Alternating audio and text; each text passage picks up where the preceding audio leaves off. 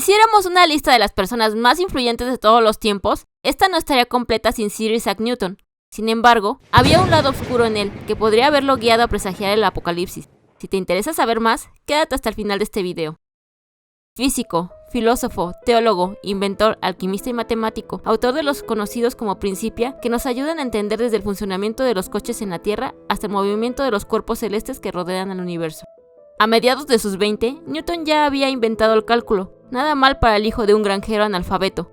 Nunca conocería a su padre biológico, que murió 3 meses antes de su nacimiento, un día de Navidad en 1642, en el pequeño pueblo inglés Woolsthorpe Manor, en el condado de Lincolnshire. Era un bebé prematuro y tan pequeño que más tarde le dijeron que podría caber dentro de una taza de 1/4 de galón. Apenas sobrevivió. Cuando Newton tenía 3 años, su madre se volvió a casar y se mudó a un pueblo cercano para vivir con un clérigo adinerado. Newton quedó al cuidado de su abuela. Este abandono lo marcó. Años más tarde, escribió una lista de sus pecados, recordando un arrebato de la infancia donde amenazó con quemar la casa de sus padres con ellos dentro. Era un niño curioso, más interesado en la mecánica que en hacer amigos. Esculpió un reloj de sol cuando tenía 9 años. Cuando tenía 12 años se matriculó en la escuela primaria local. Hoy en día su firma todavía se puede ver en el alféizar de una ventana de la King's School. Después de la muerte de su padrastro, su madre trató de sacarlo de la escuela para que pudiera ser un granjero, una perspectiva que temía. Afortunadamente el maestro de escuela convenció a su madre para que lo enviara de regreso a clase, lugar donde adquirió los conocimientos necesarios para ingresar al Trinity College en la Universidad de Cambridge en 1661, pagando su carrera como ayuda de cámara. Aunque estudió las obras de los antiguos filósofos griegos, cuestionó sus teorías escribiendo en su cuaderno en latín: Platón es mi amigo, Aristóteles es mi amigo, pero mi mejor amigo es la verdad.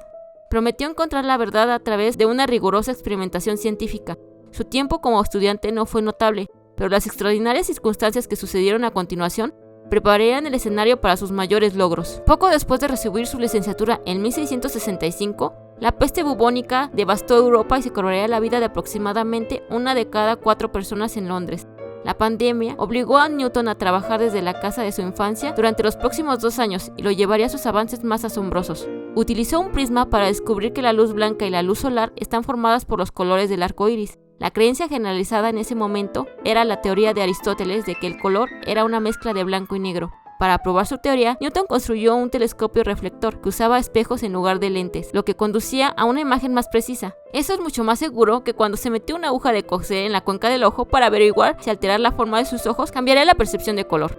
Fuera de la casa familiar también había un manzano, el famoso manzano. Cuenta la leyenda que Newton estaba sentado debajo de un manzano cuando una manzana lo golpeó en la cabeza, lo que lo llevó a pensar en la gravedad, la fuerza que hacía caer las cosas. No hay evidencia que sugiera que la fruta realmente cayó sobre su cabeza, pero hizo la pregunta que ayudó a desbloquear nuestra comprensión del universo.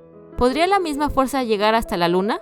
Razonó que la misma atracción gravitacional mantenía la Luna en órbita alrededor de la Tierra en lugar de deambular, y creía que esto también podría explicar el movimiento de nuestros planetas en el sistema solar.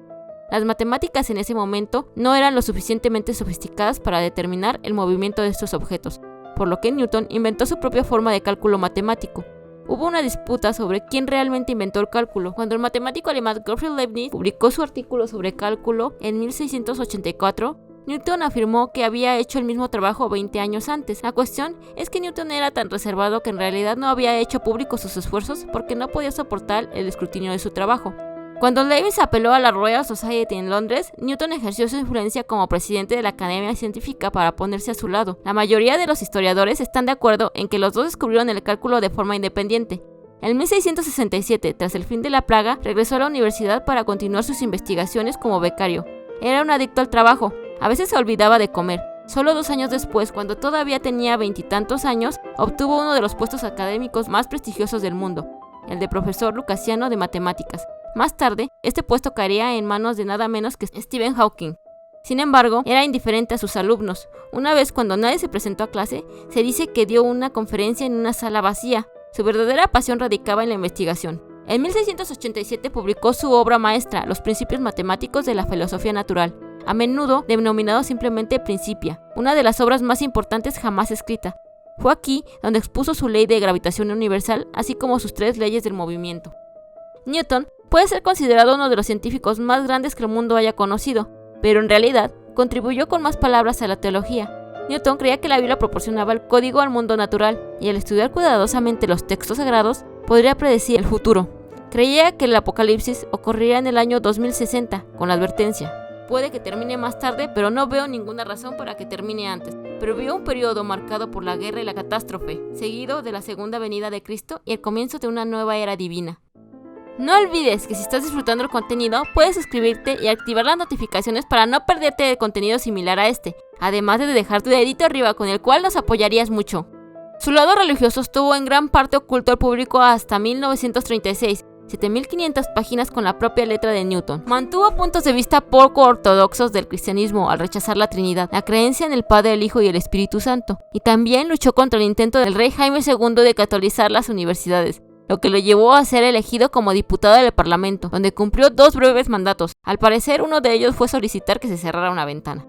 Newton también tenía otro lado desconocido. Pasó 25 años estudiando en secreto la alquimia, la búsqueda de un método para convertir metales comunes en oro.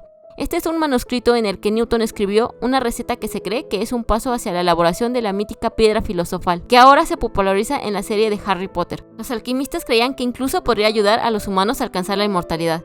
Desafortunadamente, Newton pudo haberse envenenado con mercurio por todo el tiempo que pasó en el laboratorio. Los exámenes de su cabello después de su muerte encontraron altos niveles de compuestos tóxicos que los estudiosos creen que podrían explicar su colapso mental en 1693, cuando perdió el control de la realidad. Escribió cartas acusando a los pocos amigos que tenía de conspirar contra él. Sufría de insomnio y depresión. La crisis personal duró año y medio, no mucho después de que terminó su carrera de 30 años en Cambridge. En 1696 se mudó a Londres para ayudar a administrar la Royal Mint. Las finanzas de Gran Bretaña estaban en ruinas debido a la práctica desenfrenada de cortar monedas. Como intendente de la Real Casa de la Moneda, Newton encontró una nueva vocación. Quiso hacer de la libra británica la moneda más estable del mundo. En el siglo XVII, las finanzas británicas estaban en crisis. Una de cada 10 monedas era falsa, y a menudo el metal con el que estaba hecha una moneda valía más que lo que ésta representaba. Newton supervisó un enorme proyecto para retirar la moneda circulante e introducir una más confiable. Metódico como siempre, mantenía una base de datos de falsificadores y los sancionaba con una furia puritana, algunos de los cuales terminaron colgados en la horca. Fue nombrado director de la Real Casa de la Moneda en 1700 y permaneció en ese cargo por el resto de su vida. Sus últimos años los dedicaría a consolidar aún más su reputación, y a veces eso significaba tratar de borrar a sus rivales de los libros de historia. Otra desagradable disputa involucró a un científico brillante llamado Robert Hooke, quien sostuvo que fue él quien le dio a Newton la noción que lo llevó a su teoría de la gravedad y quería crédito. En respuesta, Newton es acusado de usar sus poderes como presidente de la Royal Society para deshacerse del único retrato conocido de Hooke. Ninguno existe hasta el día de hoy. Newton logró obtener el legado que quería. En 1705, la reina Ana de Inglaterra lo nombró caballero durante una visita en la Universidad de Cambridge, convirtiéndolo en Sir Isaac Newton. Un hombre complicado que permanecía solitario pero deseaba desesperadamente ser recordado, que se entregó a su trabajo a costa de todas sus aficiones y nunca se casó, que fue un hombre de ciencia y también un hombre de fe. Newton murió a los 84 años, mientras dormía el 20 de marzo de 1727, y fue enterrado en la abadía de Westminster. La inscripción en latín de su tumba dice: aquí yace lo que fue mortal de Isaac Newton. Su legado inmortal aún continúa moldeando nuestro mundo moderno. Fue él quien sentó las bases de nuestra era científica. Él creyó que había sido puesto en la tierra para descifrar la palabra de Dios, estudiando tanto las Sagradas Escrituras como el libro de la naturaleza. Para él, la teología y las matemáticas eran parte de un proyecto para descubrir un sistema único del mundo. El poeta inglés Alexander Pope quedó tan conmovido por los logros de Newton que escribió el famoso epitafio: la naturaleza y las leyes de la naturaleza yacen escondidas en la noche. Dios dijo: dejen a Newton ser, y todo fue luz.